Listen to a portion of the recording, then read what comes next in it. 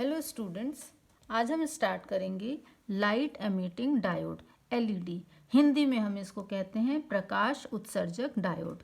तो जो एलईडी है बेटा, ये एक forward bias PN junction diode होता है जो इलेक्ट्रिकल एनर्जी को लाइट एनर्जी में कन्वर्ट करता है। ये लाइट एनर्जी हम विजिबल रेंज में एलईडी में यूज़ करते हैं।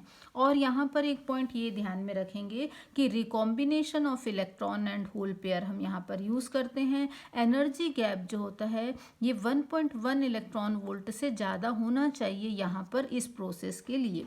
क्लियर है। अब जैसा कि हमने कहा कि forward bias PN junction diode है, तो फॉरवर्ड बायस क्या होता है ये हम जानते हैं, फिर भी हम देख लेते हैं।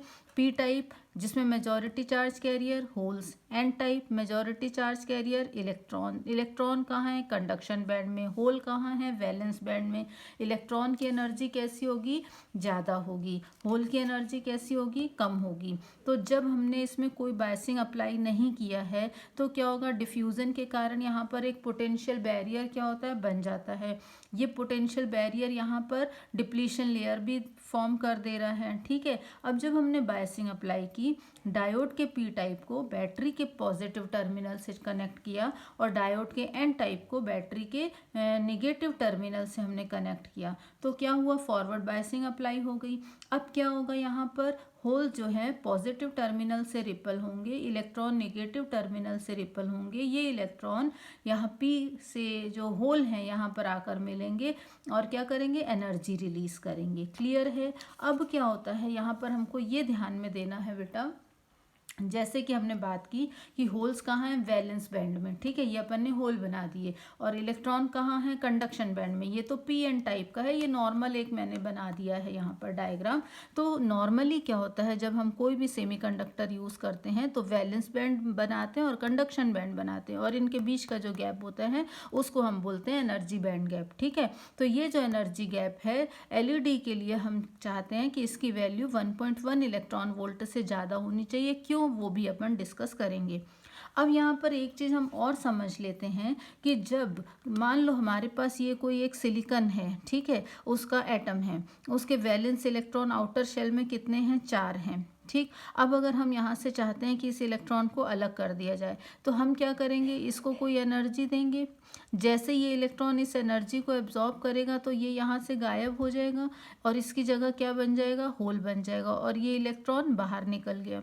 ठीक। तो इस इलेक्ट्रॉन को बाहर निकालने के लिए जितनी एनर्जी दी गई है, यानी कि इलेक्ट्रॉन होल पेयर जनरेट हुए हैं जितनी एनर्जी से, है ना, तो वो एक डेफिनेट अमाउंट होता है एनर्जी का, जिसको हम ईजी कहते हैं। ठीक है। अब ये जो ईजी है ये ही बैंड गैप एनर्जी होती है, वैलेंस बैंड।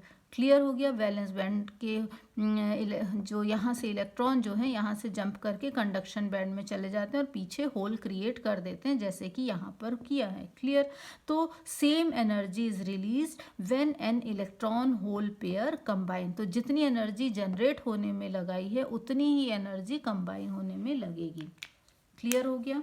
तो अब हम देखते हैं कि ये कैसे कैलकुलेट इसको हम कर सकते हैं। तो यहाँ पर आप यहाँ ध्यान देंगे कि अगर मान लो हमने जो न्यू फ्रीक्वेंसी यूज़ किया है और सपोज उसकी वेवलेंथ लैम्डा है, तो इस रेडिएशन की लाइट जो है वो एमिट हो रही है during recombination of electron and hole. Recombination क्या होता है ये हम पहले डिस्कस कर चुके हैं प्रीवियस लेक्चर्स में। ठीक है। तो अगर न्यू फ्रीक्वेंसी या लैम्डा वेवलेंथ का रेडिएशन एमिट हो रहा है ड्यूरिंग रिकॉम्बिनेशन, अब ये रिकॉम्बिनेशन क्या है? जो यहाँ पर इलेक्ट्रॉन गया है वो इलेक्ट्रॉन यहाँ से जब नीचे वापस आएगा तो एनर्जी रिलीज करेगा। जब यहाँ से इलेक्ट्रॉन अपर लेवल पर गया था, कंडक्शन बैंड में गया था, तो जितनी एनर्जी लेके गया था, सपोज एच न्यू अमाउंट अगर लेके गया है, तो जब रिलीज होगा तो भी कितना अमाउंट रिलीज करेगा? एच न्यू अमाउंट रिलीज करेगा। ये जो एनर्जी गैप है ये एच न्यू के बराबर है सपोज, है ना। तो ई जी इज इक्वल्स टू क्या हो गया? H new. न्यू क्या होता है? सी अपॉन लैम्डा। तो हम इस इक्वेशन को लिख सकते हैं लैम्डा के फॉर्म में कि lambda is equals to H C by E जी।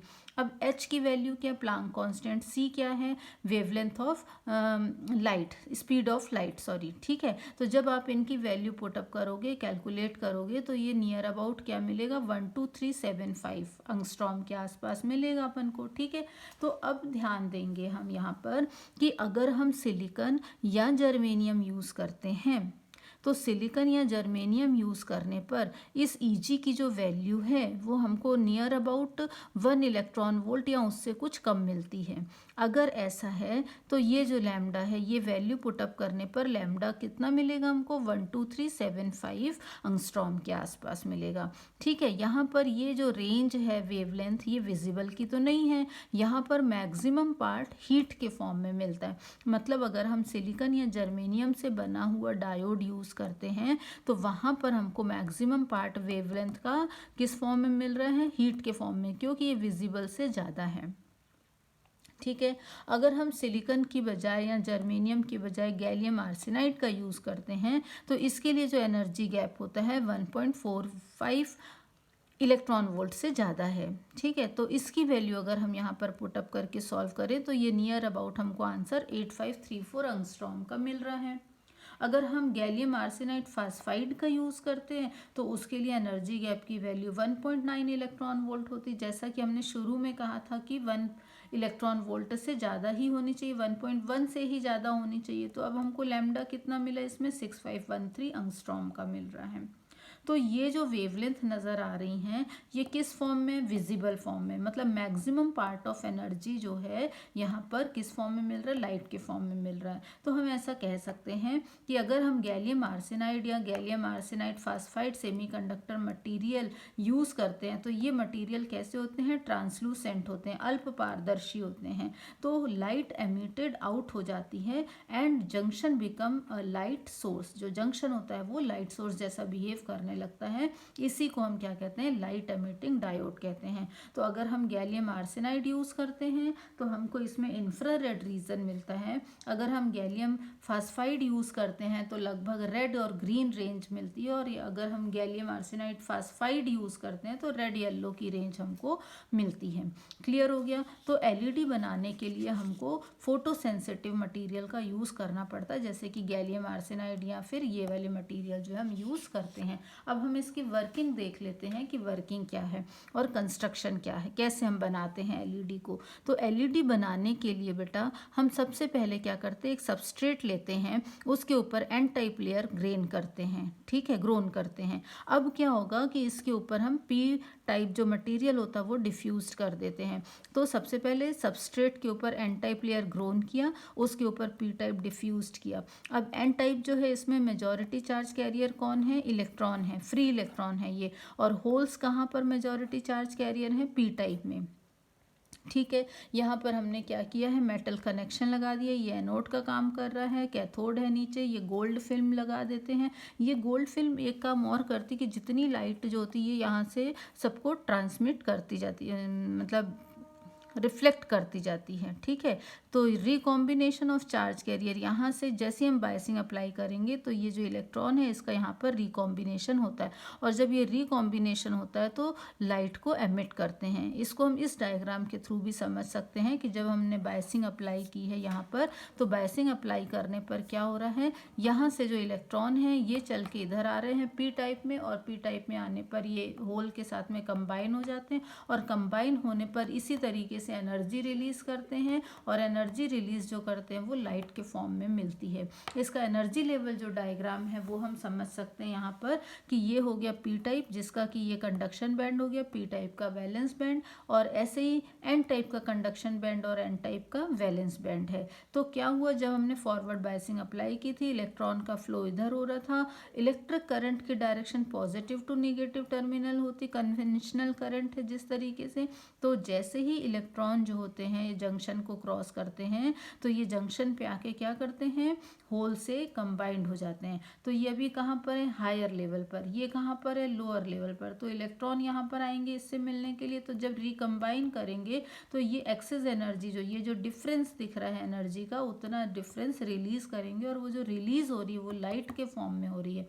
तो तो हम क्या करते हैं, यहाँ पर डिप्लीशन लेयर पर एक ट्रांसपेरेंट मटेरियल लगाते हैं, जहाँ से वो लाइट, जब ये जंक्शन पर लाइट एमिट करेंगे तो वो लाइट जो है वो बाहर निकलती है और हमको विजिबल फॉर्म में नज़र आती है। ठीक है, अब इसके यूजेस जो हैं वो क्या हैं, तो यूजेस इंफ्रारेड एलईडी अगर हम यूज़ करते हैं तो ये बगलर अलार्म जो जिसको हम चोर घंटी कहते हैं, इसमें इसका यूज़ करते हैं, और other system requiring invisible radiation जहाँ जहाँ ज़रूरत होता है वहाँ पर इसका यूज़ किया जाता है।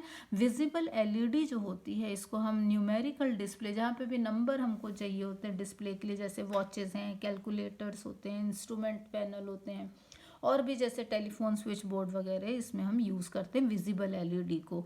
और इसके अलावा इंफ्रारेड एलईडी का एक यूज़ और है पोटेंशियल सोर्स के फॉर्म में ऑप्टिकल फाइबर कम्युनिकेशन में, और साथ साथ सीआरटी की जगह पर इसको वीडियो डिस्प्ले में सॉलिड स्टेट डिवाइस में भी एलईडी को यूज़ करते हैं।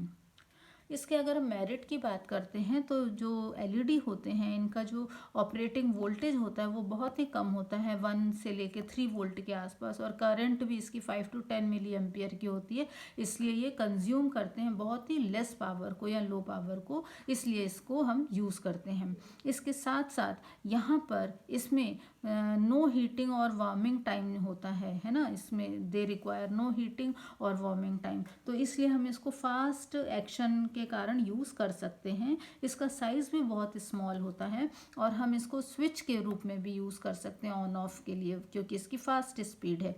और लास्ट इसका जो लॉन्ग लाइफ टाइम है वो लाइफ टाइम इसका बहुत ही ज़्यादा होता है, इसलिए हम एलईडी को ज़्यादा समय तक यूज़ कर सकते हैं। लेकिन यहाँ पर ये टॉपिक ख़त्म होता है। थैंक यू बेटा।